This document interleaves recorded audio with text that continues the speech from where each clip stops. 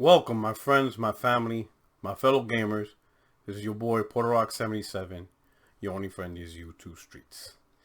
And if you haven't got the news, it's confirmed through an insider, Brad Sams, that Microsoft has been completely disappointed in the results of Halo Infinite.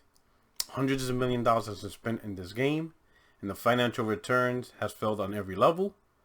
And it's probably one of the causes on why the recent departure of Bonnie Ross happened.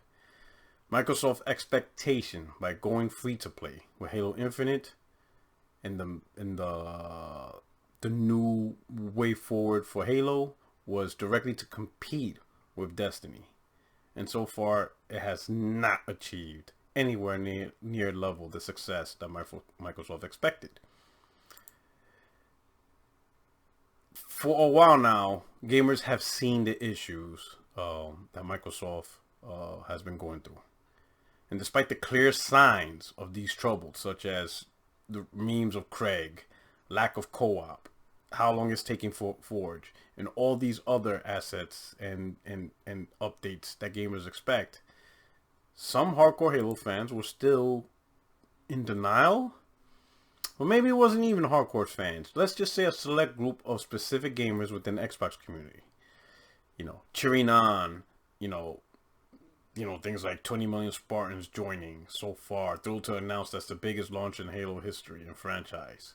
Yet the signs were there. The hype was not matching the reality. And by the time people started to figure out the reality behind Halo, it came crashing down. It began last week with Bonnie Ross' departure. Then other top developers also departed, being replaced. And now the information we got from Brad Sams all but confirms that Halo Infinite has been a failed project. But I will say, the game that built the house of Xbox is not like any other IP. This IP is an IP too big to fail. This is any other IP. If this was a new IP that Microsoft launched, you would see signs and Microsoft will probably start rolling it out to completely shut it down. They will start beginning the process to shut it down. But this is not something they can easily shut down. Phil Spencer said himself, and quoted, "If we lose our way with Halo, we lose our way with Xbox." Halo is integrity tied to Xbox. That is not a game Microsoft has the ability or even the power to tell the community that they will begin shutting down servers, there will be no more updates, and that the franchise has just been passed due. That level of announcement will send ripples through the trust and faith gamers have, or some gamers have, with Xbox. Everyone will question every decision Microsoft has made with Xbox. Everything will be going through with a fine toothpick and comb. Every move will be questioned. Even Game Pass, possibly the biggest new idea that Microsoft implemented to push the way forward, even that will be questioned. People will start asking, if Game Pass was generating so much revenue, doing so much big things, how did Halo fail? How could it? Halo Infinite multiplayer is free to play, and Halo campaign is on Game Pass. How did it fail? How did it fail to meet the revenue expected? This is not something Microsoft can allow to happen. It cannot allow to happen. Halo is like your favorite team in sports that is absolutely getting dominated in the game. But like sports, when the time runs out, the team loses. But with Halo, the time will never run out. The game will never be over for Halo. And as long as time never runs out, there is a chance that Microsoft might be able to figure out. Maybe 6 months, 1 year, 2 years, 5 years, 10 years. Doesn't matter. Microsoft will not shut down that franchise, so there's always hope that the franchise could come back. Always. Again, a team could be getting decimated, But as long as the game doesn't end, there's still a chance to make a comeback. And that is what Halo has the opportunity to do.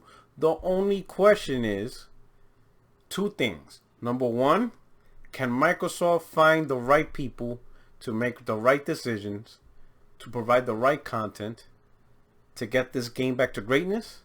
And number two, can the fanboys in the Xbox community stop pretending that everything's okay? When there is an issue, when there is a problem, it is okay to tell the company, yeah, this isn't it. This is not a good product. You're doing the wrong thing. You need to do this. Some gamers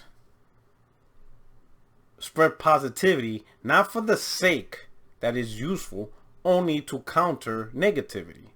But some negativity, if it's grounded in truth, is what you need. It's called reality. And some gamers don't like reality. They prefer to feel good. They like to have their emotions catered to and not be grounded in reality. Negative or positive, if it's not grounded in reality, it's no good. Positive emotions, positive comments, positivity in the community, not grounded in reality, is actually worse than negativity grounded in truth. Many of you fanboys, right, would not help in the process to help 343 from the get-go. Let them know, hey, this is what you need to do. This is not good. But instead, you chose to ignore the signs. You attempted the damage control. And here we are. But, like I said, Halo IP is too big to fail. It's always going to be around one way or another.